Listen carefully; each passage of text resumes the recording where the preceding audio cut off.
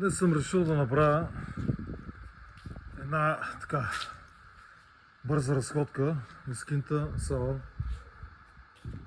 Хосе Монтес, който се намира в село Монтес на 20 и няколко километра от Томар, централна Португалия, и на 5-6 минути пеша от най-голямото езеро в Португалия. Тук съм за втора поредна година. Так му приключи Португал Тантра фестивал, където бях част от екипа, асистент, и искам така да го запаметя, да го архивирам мястото, защото е уникално. Влизам тук от главната врата. Ще се пусна колкото мога. То е пръснато много. Ще се опитам да бъда по-компактен и прибран. Такъв дясно са апартаментите до края. Тук вляво са спалните и пак апартаменти. Тук е трапезарията. Сега ще се пуснем. Това са апартаменти, които са с по 2 легла, с по 3 легла. Мястото е уникално за ретрити, за фестивали, за каквото и да е. Мащабно, грандиозно, спокойно могат 200 човека тук се съберат. Тук е паркинга. И така. Надолу е, там е кухнята. Долу. Тук ще слезам. Отляво е трапезарията и нещо тук скидневно.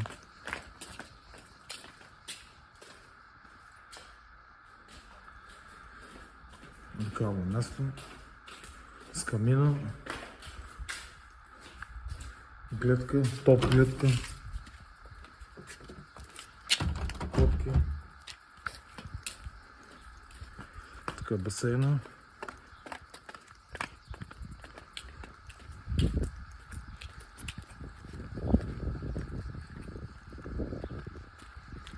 Тук ще се пуснем.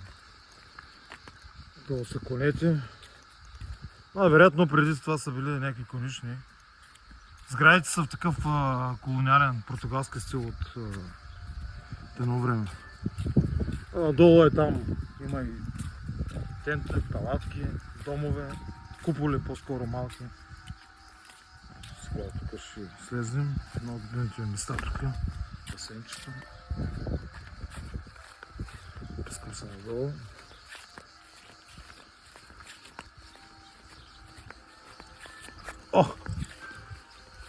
Чакай, шо да не се изкълчи. Тук на басейна ми се поджу крака. Стъпих на крило.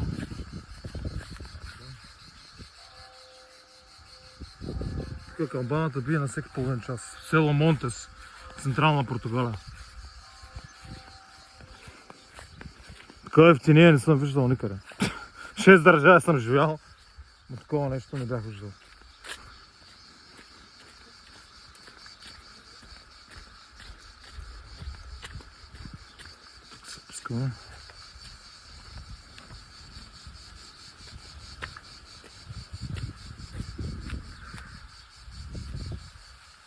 И тук са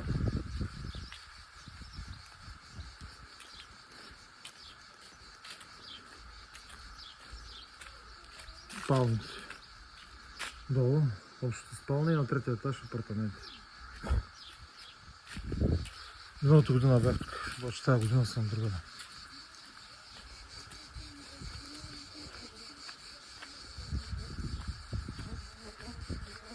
Пак го казвам, уникално място за ретрити.